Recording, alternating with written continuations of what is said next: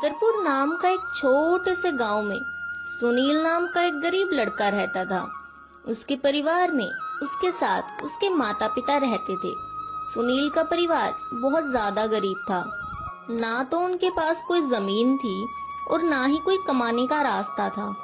सुनील दिन भर मजदूरी करके अपना और अपने परिवार का पेट भरता था।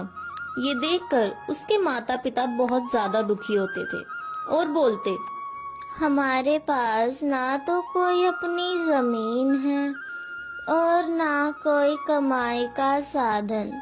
हमारा बेटा सुनील दिन भर दूसरे के यहाँ मजदूरी करता है और इसके बदले उसे बहुत कम पैसे मिलते हैं। लेकिन भगवान, तुम परेशान मत हो। हमारा बेटा सुनील बहुत मेहनती है। वो मेहनत से नहीं डरता है और मुझे यकीन है कि एक ना एक दिन वो अपनी मेहनत से सब सही कर देगा। सुनील बचपन से बहुत मेहनत करता और सोचता था एक दिन वो भी अपना भाग्य बदल देगा और अपना समय सही कर लेगा। एक दिन सुनील जमींदार के खेत में काम कर रहा था। जमींदार पास में एक पेड़ के नीचे बैठा था। सुनील ने देखा कि जमींदार पेड़ के नीचे बहुत ज्यादा उदास बैठा है और कुछ सोच रहा है। तभी सुनील पेड़ के पास गया और बोला, क्या क्या हुआ जमींदार साहब? आप बहुत उदास लग रहे हो। क्या हुआ है? आप मुझे बताएं, शायद मैं आपकी कोई मदद कर सकूं। सुनील की बात सुनकर जमींदार को गुस्सा आ गया और बोला, अरे तू मेरी क्या मदद कर सकता है? तू खुद की मदद कर लेता तभी। सुनील बोला, मालिक, ये तो ऊपर वाले का कर्म होता है। सब किस्मत का खेल है। इंसान को अपनी मेहनत पे विश्वास रखना चाहिए। अगर मैं मेहनत करता रहूंगा तो किस्मत मेरी तरफ एक न एक दिन झुक जाएगी। मेहनत तकदीर का रास्ता खोल देती है, लेकिन मेहनत कभी बेकार नहीं जाती। सुनील की बात सुनकर जमींदार बहुत खुश हुआ और बोला, तेरी बात सुन के मन को एक सुकून सा मिला है। इतनी परेशानी में भी तू अपनी जिंदगी खुश होके काट रहा है। मालिक, ये मेरे पिता की सीख है।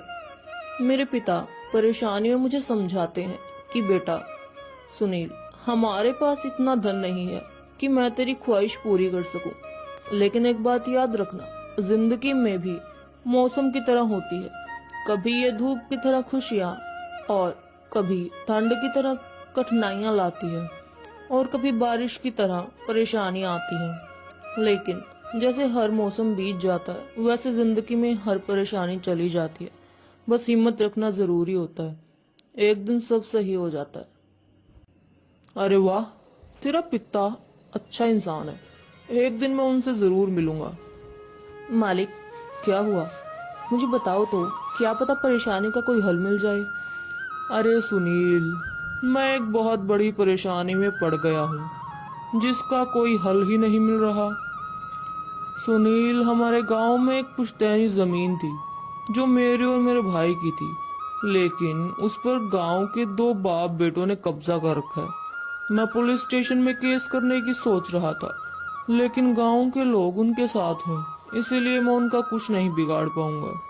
अब तो उन्होंने खेती भी शुरू कर दी है उस जमीन पे। मालिक, आप सही कह रहे हैं। अगर आप कानून का सहारा लेके भी कोशिश करेंगे तब भी आप उनका कुछ नहीं कर पाएंगे। हाँ सुनील, तुम ही बताओ अब मैं क्या करूं। मैं सोच सोच के परेशान हो चुका हूँ। मेरी पुश्तैनी जमीन छीनी जा रही है। मैं कुछ भी नहीं कर पा रहा हूँ। सुनील ने कुछ देर सोचा और कहा, मालिक, आप परेशान मत होइए। हर परेशानी का कोई ना कोई हल होता है। अगर आप चाहते तो मैं एक तरीका बता सकता हूँ जिससे आपकी जमीन आप वापस पा सकते हैं। अगर ऐसा है तो सुनील जल्दी बताओ, क्या तरीका है? सुनील ने सारी तरकीब जमींदार को समझा दी। जमींदार बोलता है सुनील से, अरे वाह सुनील, तू तो बहुत ज्यादा समझदार है। तूने अच्छी तरकीब बताई है। इससे मेरी जमीन मुझे मिल गई तो मेरी जमीन का एक हिस्सा मैं तुझे दे दूंगा और तेरे नाम कर दूंगा। मालिक, आप ऐसा क्यों कह रहे हो? आप अच्छे इंसान हो, आपकी वजह से मेरा घर चलता है, इसकी क्या जरूरत है?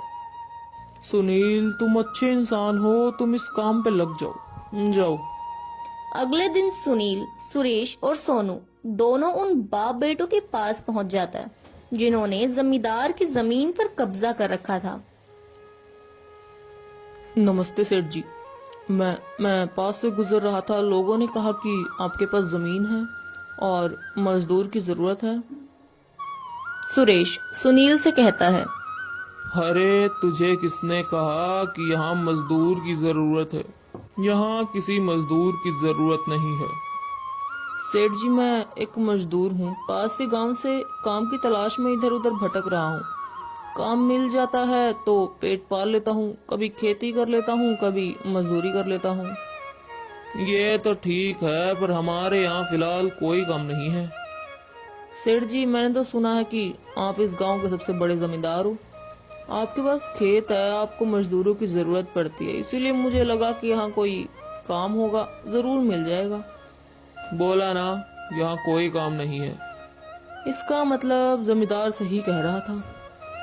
जमींदार ने क्या कहा तुमसे? यहाँ कोई काम नहीं है, मैं कहीं और काम देख लेता हूँ। सुनील वहां से जाने लगता है। तभी सुरेश ने सुनील को रोककर ये पता लगाने की कोशिश की कि जमींदार ने उसके बारे में क्या कहा। सुनील को रोककर जमींदार बोला, यहाँ आओ, तेरे लिए एक काम है। सुनील पास जाकर बोला, धन्यवाद सेठ जी, बताओ क्या काम है? आप जो भी बोलोगे वो काम कर दूंगा, घर भी तो चलाना है मुझे। सुरेश और उसका लड़का सुनील से, काम बाद में कर लेना, पहले ये बताओ जमींदार हमारे बारे में क्या बोला था? सेठ जी, मैं पहले जमींदार के यहाँ काम करता था। वह बहुत बदतमीज आदमी है, मुझे मेरी मजदूरी भी पूरी नहीं देता था। कल न मेरी उनसे लड़ाई हो गई थी। दोनों बाप बेटे बोले, ये बताओ जमींदार हमारे बारे में क्या बोला था? जमींदार तो बोले कि मेरे से ऊपर कोई मजदूरी नहीं देता। इस पे मैंने कहा था कि सेठ सुरेश से ज्यादा मजदूरी कोई नहीं देता, उनके यहाँ तो भीड़ ही लगी रहती है। हाँ भाई, सही कहा था। आखिर हम गांव के सबसे बड़े जमींदार जो ठहरे, हम मेहनत की मजदूरी सबसे ज्यादा देते हैं भाई। सुनील, वाह सेठ जी, आपने सही कहा, आपसे बड़ा सेठ तो कोई आसपास। सुरेश और उसका लड़का सुनील की बातों में आ जाते हैं और काम पे सुनील को रख लेते हैं। सुनील की चापलूसी भरी बातें सुरेश को और उसके लड़के को अपनी ओर आकर्षित कर लेती हैं। उसके बाद सुरेश सुनील से कहता है, चलो अच्छा है, तुम्हें काम पे रख लेते हैं। हमें तुम्हारे जैसे एक आदमी की जरूरत है खेत पे काम के लिए। कल से काम पे आ जाना। कुछ दिन ऐसे ही बीत गए। सुरेश अपने बेटे सोनू से बोला, सोनू, ये सुनील तो बहुत मेहनती है, ये अकेले ही 4 लोगों का काम कर लेता है। अच्छा हुआ हमने इसे यहाँ रख लिया। हाँ पिताजी, सुनील बहुत ही मेहनती है। सुनील ने दोनों बाप बेटे का दिल जीत लिया था। कुछ दिन बीत गए। दोनों बाप बेटे खेत का दौरा कर रहे थे और देखा सुनील बहुत देर तक काम कर रहा था। सुरेश सुनील से बोला, तुम इतनी देर तक काम क्यों कर रहे हो? घर जाओ और जाके आराम करो। सेठ जी, हमारे ऐसी किस्मत कहाँ, माँ बाप के लिए रोटी कहाँ से लाऊंगा। कोई बात नहीं, मैं अपना काम खत्म करके चला जाऊंगा। कोई बात नहीं, तुम बहुत मेहनती हो, काम फिर कर लेना। नहीं सेठ जी, मैं घर पे जाऊंगा, मन नहीं लगता और काम से सब सही होगा। अच्छा ठीक है, तुम काम कर लो। और फिर दोनों बाप बेटे चले जाते हैं और सुनील भी अपना काम पूरा करके वहां से अपने घर चला जाता है। ऐसे ही कई दिन गुजरते रहते हैं। दिनों के गुजरने के साथ साथ सुनील ने सेठ और उसके लड़के का पूरा दिल जीत लिया था। और दिल जीतने के साथ साथ उसने उनका आत्मविश्वास भी जीत लिया था। अब सेठ को सुनील पे पूरा भरोसा हो चुका था। तो दोस्तों, ये था कहानी का पार्ट 1। ऐसी ही और रोचक और मजेदार कहानियां सुनने के लिए पार्ट 2 को देखना मत भूलिएगा। और हाँ, याद रहे कि एक सब्सक्राइब के साथ साथ बेल आइकन को भी प्रेस कर दीजिएगा, जिससे इसका पार्ट 2 आपके पास आते ही नोटिफिकेशन आ जाए। और हाँ, इसके अगले पार्ट में कैसे कैसे करके सुनील ने वापस से अपने जमींदार साहब को अपनी जमीन वापस दिलवाई, पुलिस वाले से लेकर के ना जाने क्या क्या सांप और कंकाल से रिलेटेड है। तो दोस्तों, ये कहानी देखना मत भूलिएगा। और प्लीज हमारे चैनल को एक लाइक, शेयर, सब्सक्राइब करना तो प्लीज मत भूलिएगा। आपका एक लाइक, शेयर और सब्सक्राइब हमारे लिए एक मोटिवेशन बनता है, जो कि आगे चलकर आप लोगों के लिए बहुत ही मजेदार और मोटिवेशनल कहानियां लाने के लिए हमें मोटिवेशन देता है। ओके दोस्तों, फिर मिलते हैं एक नए पार्ट 2 के साथ।